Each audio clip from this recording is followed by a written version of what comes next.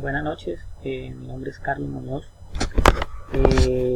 Esta es la entrega 1 para la actividad de la primera semana del programa de bases de datos, generalidades y gestión de las mismas del SENA a través del SENA Social Plus. Antes de entrar a hablar de los sistemas gestores de bases de datos, tenemos que tener en cuenta y aprender y conocer exactamente qué son las bases de datos.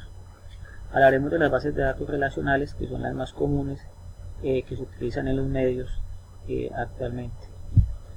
Una base de datos relacional, ¿qué es?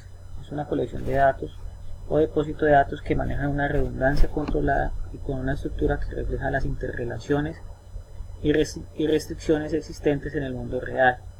Es decir, siempre que hablamos de una base de datos, en este caso las relacionales, hay que tener en cuenta de que las bases de datos son un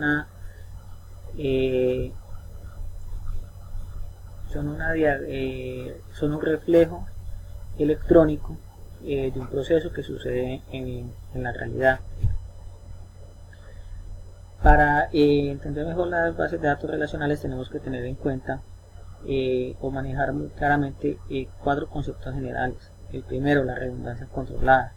Cuando hablamos de redundancia controlada, se refiere a que durante el desarrollo de la base de datos relacional se maneja cierta información que se hereda de una tabla a otra o de una entidad a otra. Esta es la redundancia controlada, ya que esas relaciones van dejando un rastro que se transmite entre datos que van dejando una herencia entre cada una de las partes de la base de datos. La base de datos tiene otra característica, que es una independencia entre la base de datos y las aplicaciones. Ahí, frente a ese concepto, es donde entra a jugar mucho el sistema gestor de base de datos, que vamos a ver más adelante de qué se trata. Es decir, que hay una independencia entre la aplicación que maneja los datos y como tal el almacenamiento o el volumen de datos o los metadatos, que es donde van a estar almacenada la información. Junto con los datos se debe tener almacenada su definición y descripción, como podemos ver en este ejemplo de estas 3 tablas, es provincias, localidades y empleados. Se tiene la información de cada uno de sus registros, de sus atributos, y se dice qué tipo de datos es el que va a almacenar cada uno de esos registros. Entonces, en el caso de empleados, del ID del empleado, se puede ver que es un dato que va a ser autonumérico, que el nombre es un tipo carácter, que la localidad es un tipo numérico y que es una herencia de la tabla de localidades y así sucesivamente.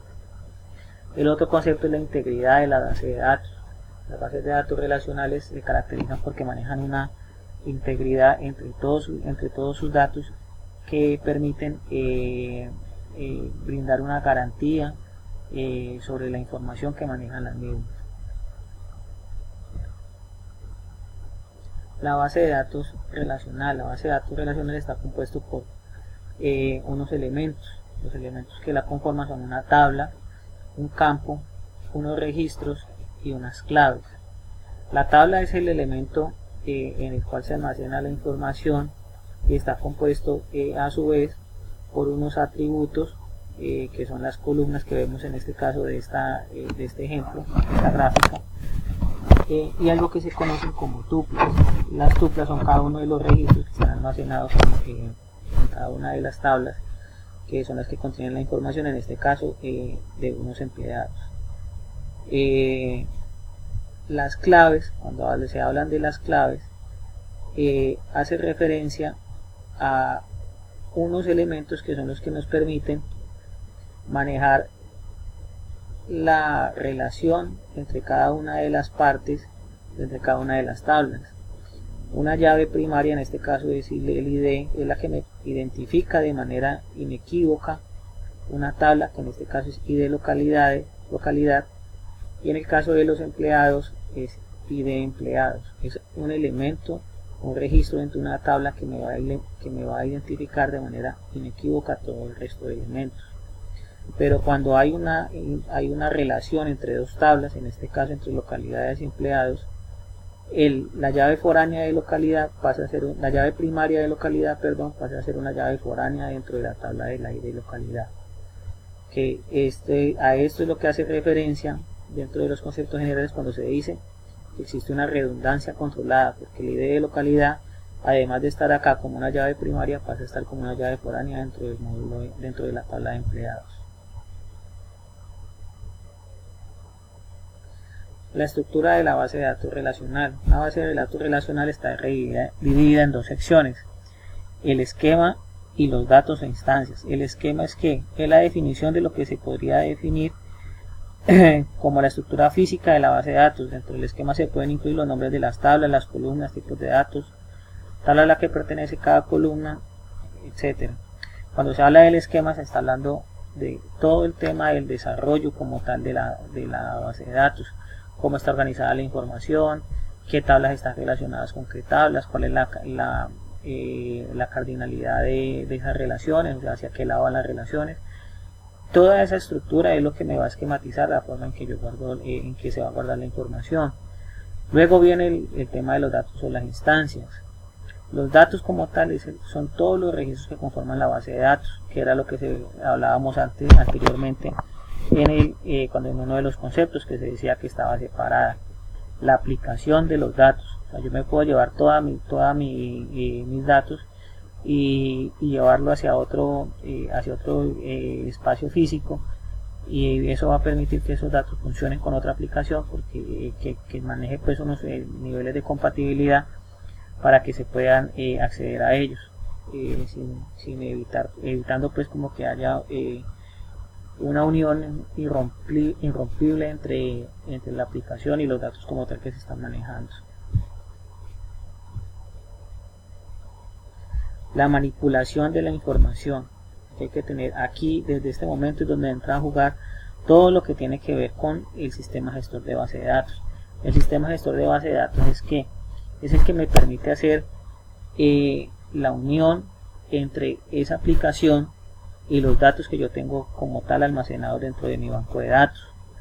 Esa manipulación que hace el sistema gestor de base de datos se basa en álgebra relacional, y esta es la que me permite describir la forma en que se va a realizar una consulta cuando estoy hablando de consultas, y el cálculo relacional me indica lo que se desea devolver o los resultados que se van a extraer dentro del banco de datos y que se van a mostrar en la aplicación o la interfaz que va a manejar el usuario como tal.